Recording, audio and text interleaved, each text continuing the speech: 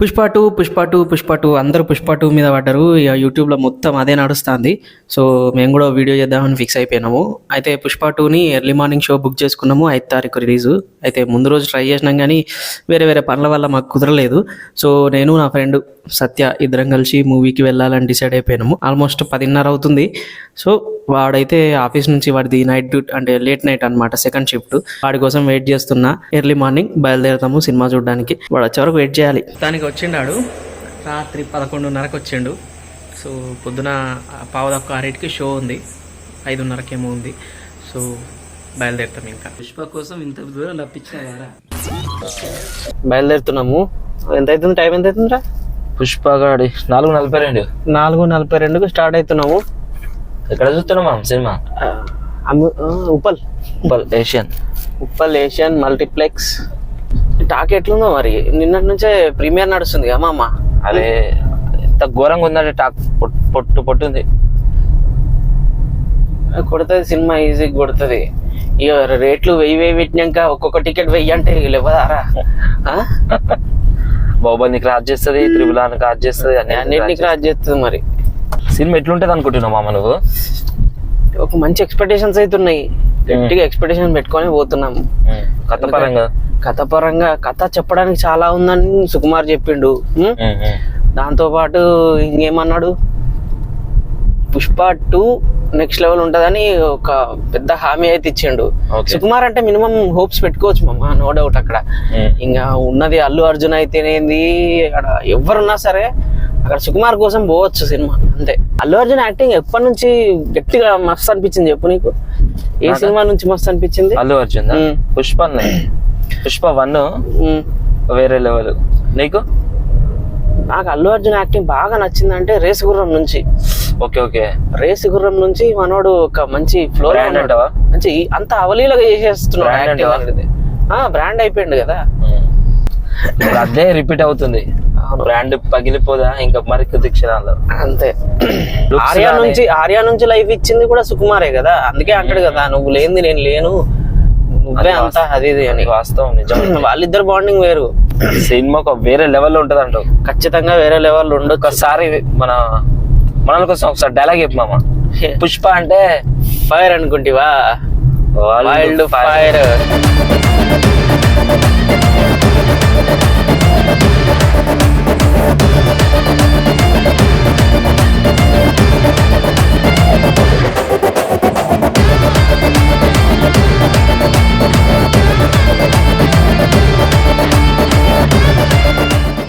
పెట్టినవారా? Parking అయిపోయిందా?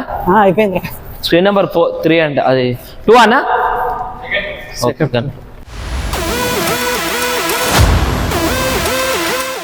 Okay.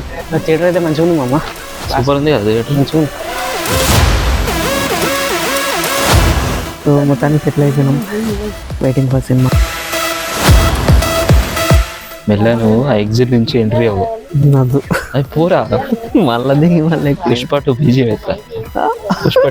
ఎత్తా. చల్లగా ఉన్నాయి మామ అంతా. ఏసీ థియేటర్లో ఏసీ అదే రాసాలకు కాదు, జనాలు చల్లబడ్డారు అంటున్నాయి.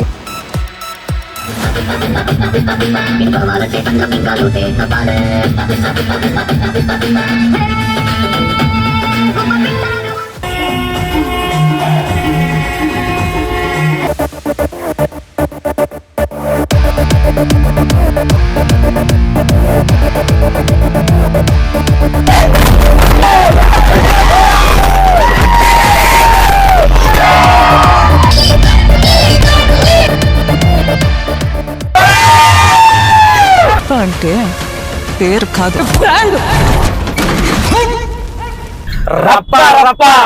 చూసారు కదా, మెంటల్ మాస్ ఉంది సినిమా, మామూలు హైప్ లేదు.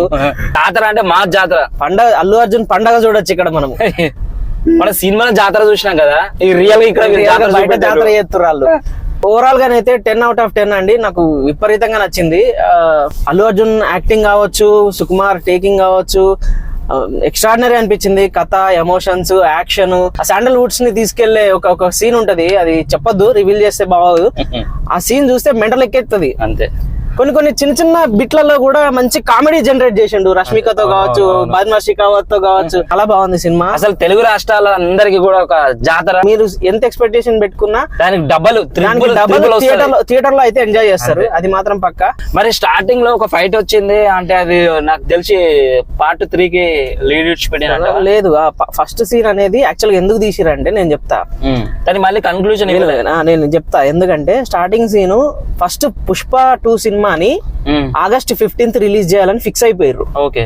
సో అక్కడ జెండాకి, మన జాతీయ జెండాకి సెల్యూట్ కొట్టిస్తే బాగుండు అనే ఒక్క సెన్స్ తోటి ఆ ఫస్ట్ సీన్ అనేది అటాచ్ చేసారు. దాన్ని రివీల్ చేయకపోయినా కూడా పుష్ప చేసేది ఇది దందా ఇంటర్నేషనల్ లెవెల్ కి వెళ్ళిపోయింది అని ఒక క్లూ ఇవ్వడానికి ఆ ఫస్ట్ సీన్ అనేది వదిలిండు. కొందరు రివీల్ చేస్తూ ఉంటారు సీన్లు, కానీ పర్లేదు, రివీల్ చేసినా మనకు ఎంత రివీల్ చేసినా మీరు ఖచ్చితంగా థియేటర్ కి వెళ్ళి ఎక్స్పీరియన్స్ చేస్తే తప్ప మీకు చిన్న చిన్న షార్ట్స్ చూస్తే అది అర్థం కాదు, వేస్ట్ అది.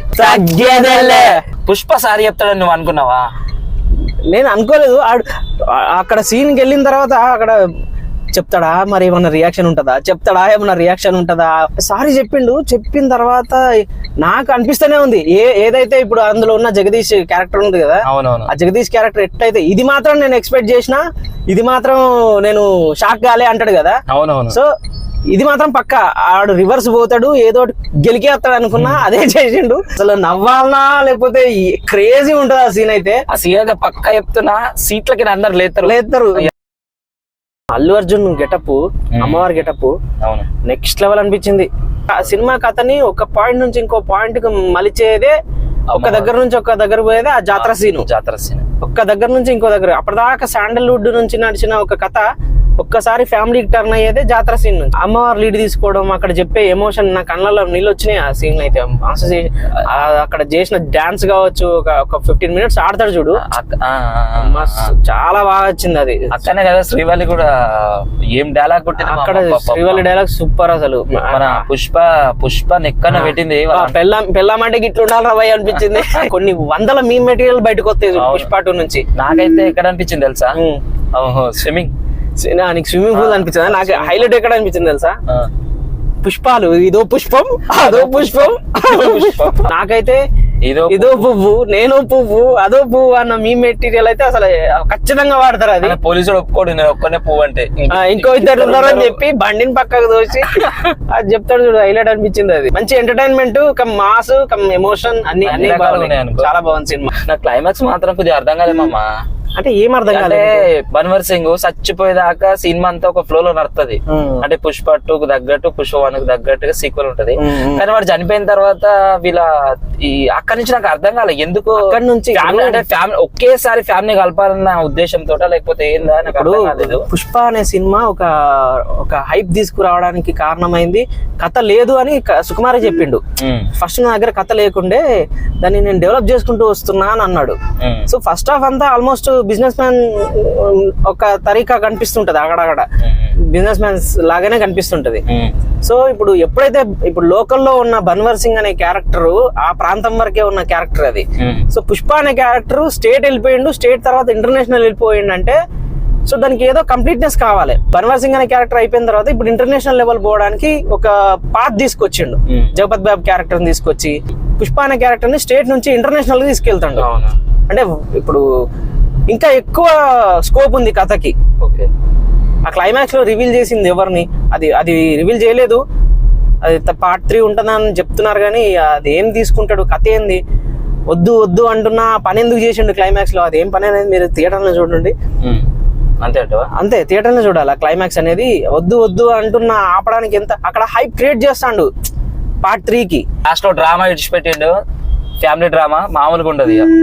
చాలా బాగుంది. ఓవరాల్ గా మంచి సినిమా చూసేయండి. సబ్స్క్రైబ్ లొల్లి బాయ్స్.